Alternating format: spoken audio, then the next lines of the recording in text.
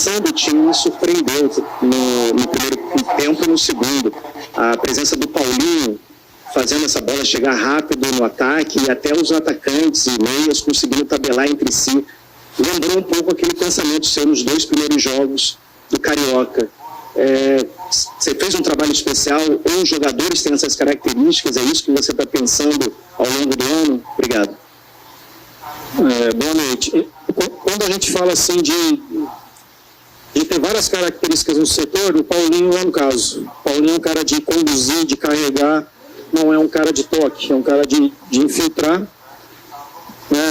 Para o jogo de hoje a gente pensou nele, ele estava suspenso no último jogo e fez muito bem essa função, né? Casou muito bem para o jogo de hoje, mas ainda quero melhorar muito as aproximações, as triangulações, na hora que essa bola chegar, principalmente dos lados, ter a aproximação desses jogadores de dentro para que seja opção, né? Para que a gente fique mais com a bola, né? Mas o entendimento através de reunião, um pouquinho de campo, reunião e conversando com os atletas assim, o rendimento foi acima do esperado, sim, pelo tempo de trabalho que foi bem pouco. Fábio, boa noite. Sérgio Quinte, canal Atenção Vascaínos, parabéns pelo resultado, pela classificação importante.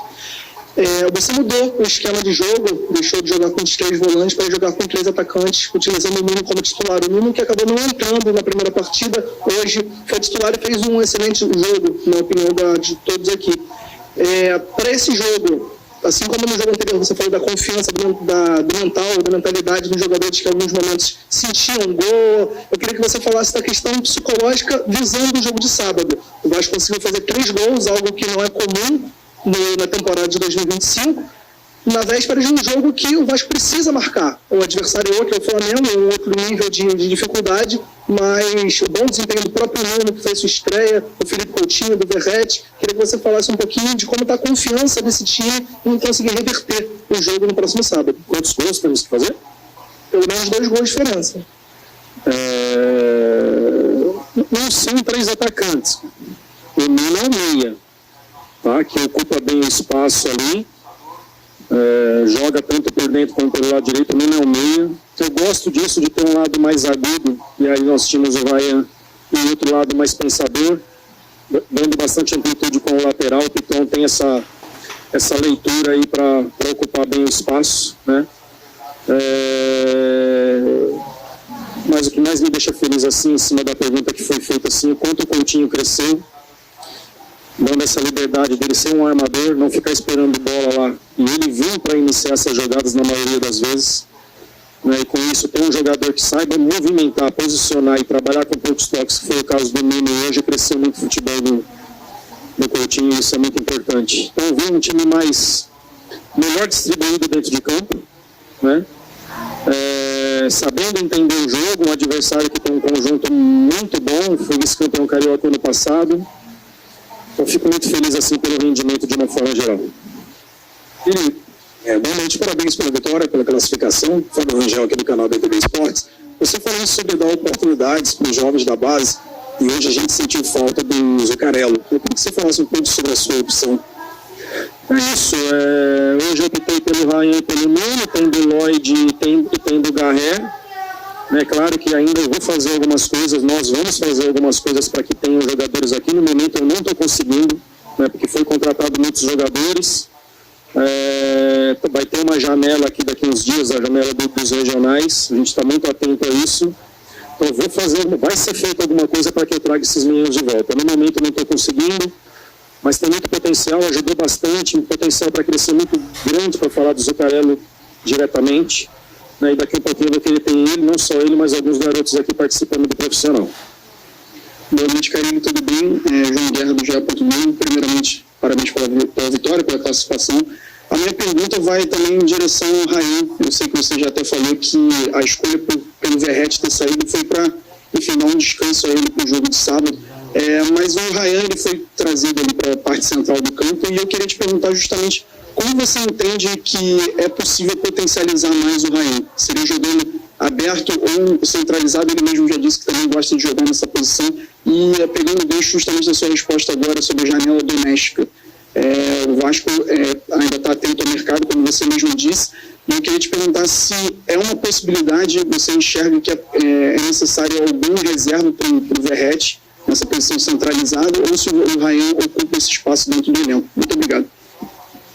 Obrigado, boa pergunta. Eu não vi o Ryan não trabalhou comigo ainda como 9. Estava na seleção, está poucos dias comigo aqui, e já veio sem muito tempo para treinar e definindo que ele ia jogar já pelo lado, eu não vi ele trabalhar ainda. Sei que ele fez um jogo contra o Bahia e foi muito bem, como 9, eu vi esse vídeo, eu assisti esse jogo, ainda mais depois que eu acertei com o Vasco. Mas ainda quero trabalhar mais para ver se ele pode ser isso, pode ser esse jogador na ausência do Verratti, ou potencializo ele mais ainda aberto, que ele tem força, ele tem chegada, tem cheiro de área, eu preciso preencher melhor a área, não só com o Verratti, mas esses jogadores chegando também, eu sei que ele tem isso. No primeiro jogo comigo, foi lá no Espírito Santo, ele finalizou 3 vezes, fez o meu. Estava lá, sempre aquela presença de área, isso é importante. Coisa que estava faltando por característica antes, né? A gente chegava com poucos jogadores dentro da área e ele dá essa presença maior dentro da área. Daqui a um pouquinho talvez eu tenha uma resposta melhor sobre isso, se eu posso ocupar ele nessa vaga do Verratti, na ausência do Verratti. Tudo bem, Karine, aqui, Aline Nastari, TNT Esportes. A pergunta inicial, na verdade, era sobre o pênalti, assim, né? A gente viu que o Verratti saiu, o Coutinho pegou a bola, aí o Verratti voltou, pegou a bola, aí o Verratti foi trocar de camisa, e aí o Coutinho bate. Você tem excelentes batedores nessa equipe, mas normalmente quem bate é o Verratti. E eles têm uma relação muito bacana, né? Relação de 2 líderes, a gente vê que um está sempre muito feliz e um sempre muito apoiando o outro. Então eu queria que você falasse um pouco se tem alguma definição, se é algo entre eles, ou se ela já estava na frente, enfim, sobre isso. E dada essa sua resposta sobre o número 9, eu vou aproveitar para fazer uma segunda pergunta sobre ver o Coutinho nessa posição também de 9 quando o Verratti não puder estar. É algo que passa pela sua cabeça? Boa noite. A questão do pênalti ao Verratti foi uma decisão deles ali. Tem ótimos batedores. Ótimos. Então foi uma decisão deles ali. Não vejo o Coutinho de 9. Não vejo ele jogar de costa. Não vejo ele sustentar. Eu vejo ele jogar de frente. Não passa isso pela minha cabeça. Falamos do Ryan podendo ser um 9.